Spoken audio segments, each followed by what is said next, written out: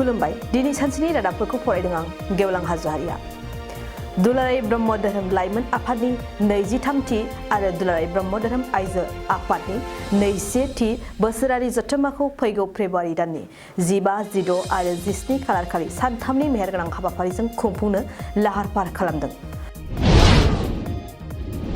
क'क्राझारनि आर.एन.बि देहा फाहामसालिखौ मेडिकेल कलेजजों सरजाबनो थांखि लानायनि हेंथायै सोमावसारनाया दासिमबो सोलिगासिनो। दिनैनि सोमावसारनायाव बारग' मन्त्रि प्रमिला रानी ब्रह्मआबो बाहागो लादों।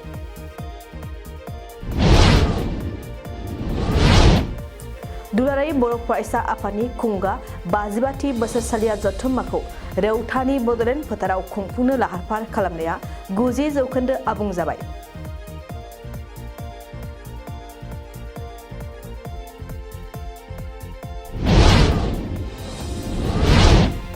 क'क्राझार बागानसालिनि बाथौ ट्रेडिशनेल एन्ड कालचारेल रिसर्च सेन्टाराव गोथार बाथौ सानखौ गाजा गोमजायै मेहेरगोनाङै फालिदों।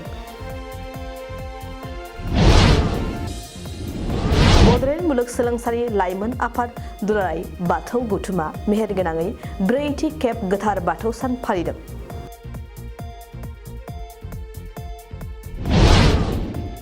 चिरां जिल्लानि सिङाव थानाय थुरिबारि दालाइ एबसुनि सनाथि मायथाइ आरो थुरिबारि गुदि बर' थुनलाइ आफादनि रुफाथि मायथाइखौ सानब्रैनि हाबाफारिजों खुंफुंनाया दिनै मेहेरगोनाङैनो जोबलांबाय।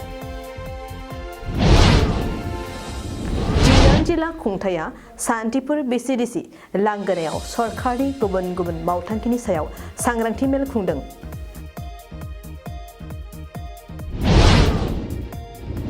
पंकज लाहारीजों बिथोन होजानाय दाखा जोमै आबुं बर' सावथुनखौ बयबो निउबुआव नुनो मोनसिगोन। बाक्सा नयाबस्ति बियाब बाथौ थानसालियाव 27थि गोथार बाथौ सानखौ दुलाराय बाथौ गौथुम आरो नयाबस्ति बियाब दुलाराय बाथौ गौथुमा जथायै फालिदों। दिनै सानसेनि रादाबफोरा एसेनोसै, गोजोन्थों।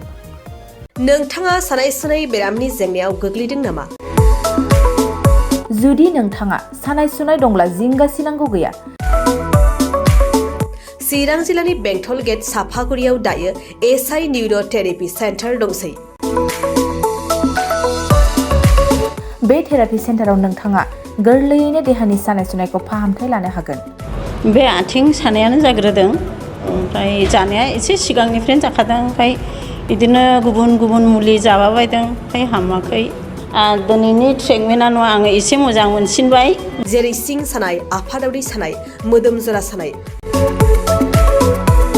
आइजोफोरनि जेंना, खर' सानाय बायदि बेरामखौ फाहामनाय जायो। लोगोसेयैनो बे सेन्टाराव थानानै फाहामथाय लानो हानायनिबो सुबिदा खालामदों। नोंथांमोनहा एसआइ निउर' थेरापि सेन्टाराव फाहामथाय लानो गोसो दंब्ला नैबे मबाइल नम्बर 7620160459 नङाब्ला 9476977956 आव थोंजों सुलाद लानो हागोन।